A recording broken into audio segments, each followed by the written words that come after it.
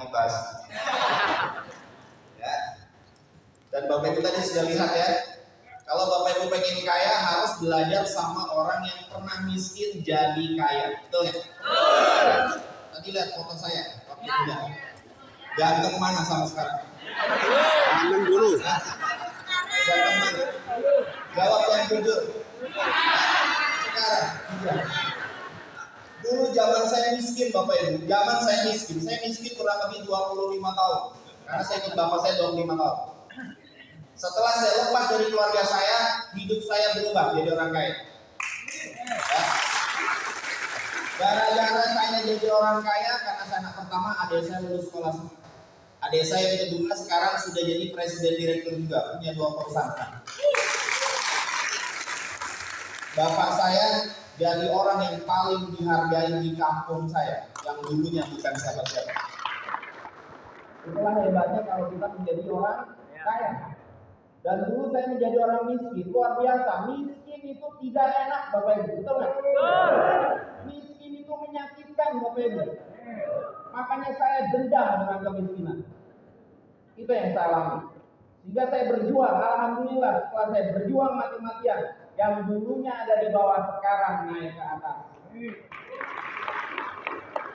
Dan hari ini Bapak Ibu, orang yang datang ke tempat ini dari manapun Anda datang ke sini, ini adalah DNA sukses yang hadir di sini. Karena tidak mungkin Bapak Ibu, orang-orang yang negatif dan berpikir gagal hadir malam hari ini di sini, tidak mungkin.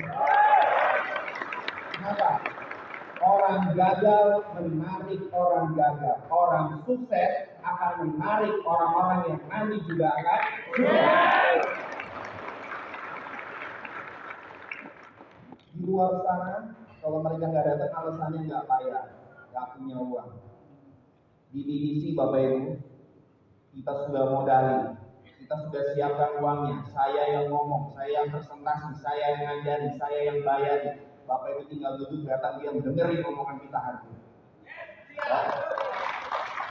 Insya Allah hidup kita berubah. Jadi sudah tidak ada alasan lagi untuk Bapak Ibu bilang saya orang gagal. Ya. Dan hari ini kita sama-sama belajar Bapak Ibu. Belajar apa? Saya belajar menyampaikan sesuatu perjalanan hidup saya sehingga saya menjadi orang sukses seperti sekarang. Bapak Ibu belajar mendengarkan. Kalau Bapak Ibu di luar sana lebih hebat daripada saya, pangkatnya lebih tinggi daripada saya, ekonominya lebih mapan daripada saya, belajar dulu hari ini. Kita sama-sama kosongkan gelas. Sepakat?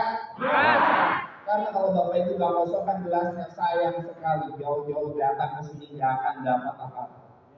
Ya, jadi kita kosongkan gelasnya, sama-sama belajar. Insya Allah nanti next time Bapak Ibu akan berdiri di sini sama seperti saya. Keadaan ekonomi ya. Dan Bapak Ibu belajar dengan orang yang tepat. Kenapa? Kalau Bapak Ibu belajar sama Ardi Bakti, tanya Ardi Bakti, gimana caranya kaya? Ardi Bakti tak akan bilang apa? Kamu harus lahir dari rahim orang lain. Ada yang mau balik lagi? Mau pada balik lagi ke rahim, nyari rahim. Susah Pak, 3 kilo aja setengah mati, apalagi yang udah 60 kilo kayak kita. Jadi gak bisa balik lagi. Terus tanya sama Nia Ramadhani, istrinya di Bakti, Mbak Nia, gimana caranya kaya? Kata Mbak Nia apa jawabannya? Nikah dengan orang kaya. Siapa yang menikah sama orang kaya di sini? Mau semua nggak? Pertanyaannya orang kaya mau nggak sama kita? Gak ada Bapak Ibu. Dalam kehidupan nyata itu nggak terjadi orang miskin nikah sama orang kaya. Itu hanya di sinetron layangan putus. Dan lain-lainnya nggak ada. Makanya kalau sudah keseringan nonton sinetron, lama-lama nonton film azab, yang di sinetron diazab semua. Itu yang terjadi. Nah hari ini Bapak Ibu belajar dengan saya. Saya itu dulu orang miskin. Lihat foto saya dulu. Kurus, rambut berdiri kayak cacingan persis. Kalau istri saya yang sekarang ketemunya 15 tahun yang lalu, muntah Bapak Ibu. Gak level ya. Masa pacaran sama tukang ngarit? Gak level. Istri saya ke salon aja 5 juta sampai transparan mereka. Masa pacaran sama kamu bukan nari? Udah kurus, mata cekung, rambut berdiri, musuhnya tukang balon. Saya dulu coba diganteng-gantengin, tetep aja gak ganteng. Gak ada duitnya. Makanya setelah saya pikir-pikir foto saya zaman muda itu lebih tua dari foto saya zaman tua. Saya sekarang 38 tahun, berasa 17 tahun. Dulu saya 17 tahun, berasa 71 tahun. Bayangin, makanya kemarin saya ke bisnis campur, karena foto saya aku bikin KTP masih miskin kan. Saya bilang, bisa nggak ganti foto? Nggak bisa Pak, ini sudah permanen sampai mati katanya. Kenapa kalau diganti kata jabat di Dukcapil? Karena saya kalau masuk ke bandara disangka bukan saya Pak KTP-nya. Saya sampai istri saya diketawain, Pak kok beda Pak? Saya bilang, dulu waktu masih miskin. Sekarang kerjanya bolak-balik keluar negeri, hebat berubah saya. Makanya kalau mau bikin KTP nanti Pak, kalau sudah masuk hidup. Kalau sekarang udah punya KTP nggak apa-apa, tampang jeleknya nanti kelihatan. Ya, ada yang sudah mulai ngantuk? Stand up comedy ya. Mahal bayaran saya. Itu turun ya, saya ke bawah. Ini kayak konser.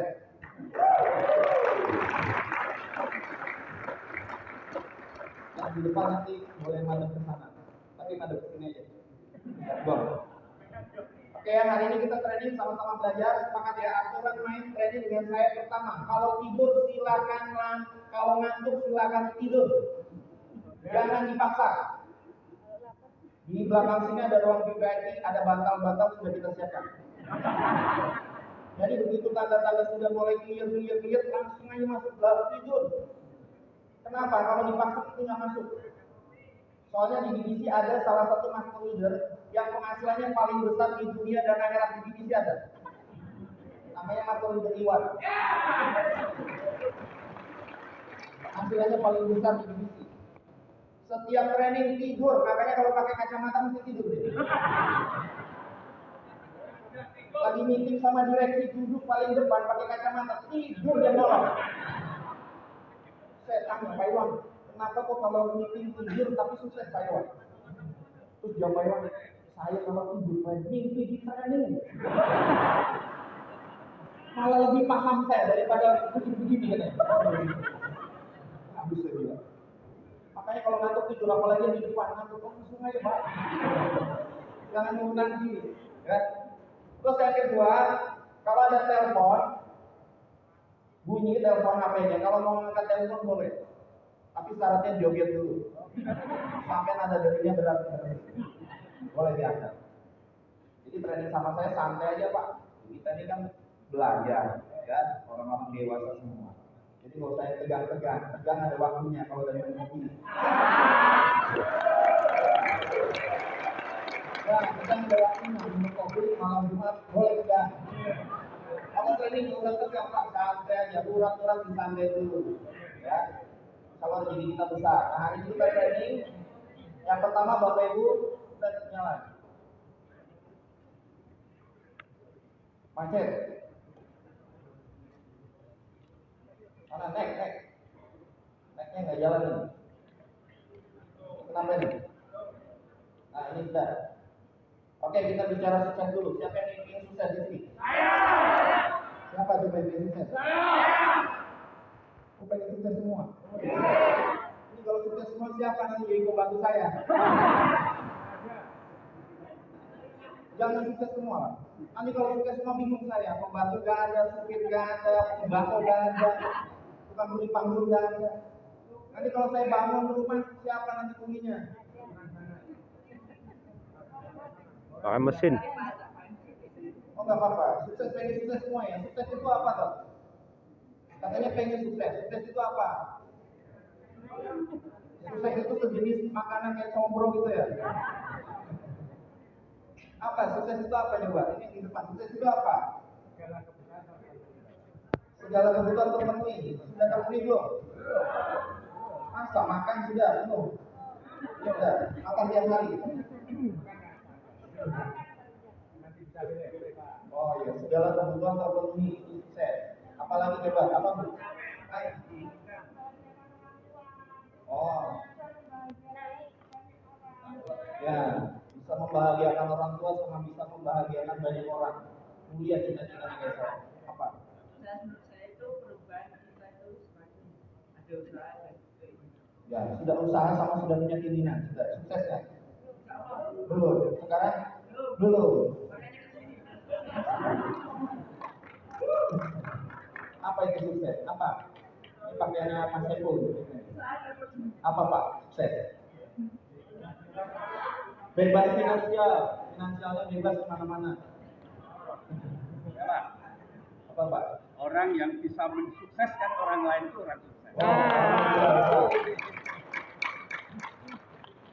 Nah, definisi sukses hari ini yang saya ingin ajarkan ke Bapak Ibu adalah sukses itu kaya. Walaupun gak bahagia, lebih baik kaya gak bahagia daripada miskin gak bahagia juga. Tapi lebih baik dua-duanya. Sudah kaya, bahagia. Betul nggak? Kenapa harus kaya? Orang hidup itu di dunia wajib jadi orang kaya, Bapak Ibu. Wajib hukumnya. Gak boleh lahir miskin, nikah miskin, dewasa miskin, punya anak miskin, mati masih miskin. Gak boleh. Nanti dipertanggungjawabkan di akhirat. Tahu kamu lahir dari lahir sampai mati miskin lagi, dosa dilahirin kamu. Segala sesuatu dipertanggungjawabkan. Wajib menjadi orang kaya. Nah, sukses yang hari ini kita bahas adalah kecukupan segalanya. Artinya finansial kita luar biasa. Jadi orang kaya. Karena sukses itu definisinya gampang. Bangun tidur pagi-pagi bisa nafas juga sukses. Sukses bernafas lagi. Hari ini Bapak Ibu bisa datang dari rumah sampai ke sini juga disebut sukses. Nah, kita hari ini belajar tentang apa itu sukses menurut saya. Sukses adalah menjadi orang kaya. Sehingga kita bisa beli apapun yang belum pernah kita beli. Kita bisa menikmati apapun yang belum kita nikmati. Kita bisa membantu orang lain untuk kaya sama seperti kita. Itu sukses. Kalau kita pengen bikin masjid yang gede biar masuk surga, duitnya harus banyak kan? Ya.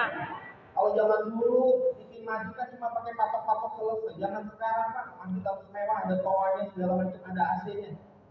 Kira-kira beli toa, beli AC pakai duitnya? Duitnya harus banyak kan? Itu. Mau sumbang ke mana? Panti asuhan. Mau sumbang ke pondok pesantren, duitnya harus banyak kan? Banyak. Jadi kalau kita duitnya banyak jadi orang kaya, pasti hidup kita bermanfaat bagi banyak orang. Gitu. Pak, saya yang penting kecil tapi berkah. Ya emang tahu itu kecil tapi berkah. Kadang-kadang yang kecil nggak berkah dulu. Kalau saya lebih baik banyak dan berkah. Saya Bapak di dunia miskin nggak apa-apa, yang penting mati masuk surga. Belum tentu nanti juga ketemunya tahu di neraka sama saya. Kan lebih baik hidup di dunia itu kaya raya mati masuk surga. Ngapain miskin mati masuk? Karena belum tentu juga. Ada yang pernah ke surga balik lagi? Terus bilang ada banyak orang miskin sana. Ada. Belum tentu. Siapa tahu sudah miskin di dunia mati masuk neraka, ketemu saya kok gosong Pak. Sudah di dunia nggak bisa beli mobil, nggak bisa beli rumah mewah, jalan-jalan paling jauh ke Tawangmangu, nggak kaya pula. Ke Malioboro cuma jalan kaki doang, masuk bolak-balik belajar nggak? Masuk mall cuma liatin bandrol di Saradatin berkali-kali, nggak berubah harganya. Jadi hidup itu harus kaya. Cuma pertanyaannya, bagaimana caranya menjadi orang kaya?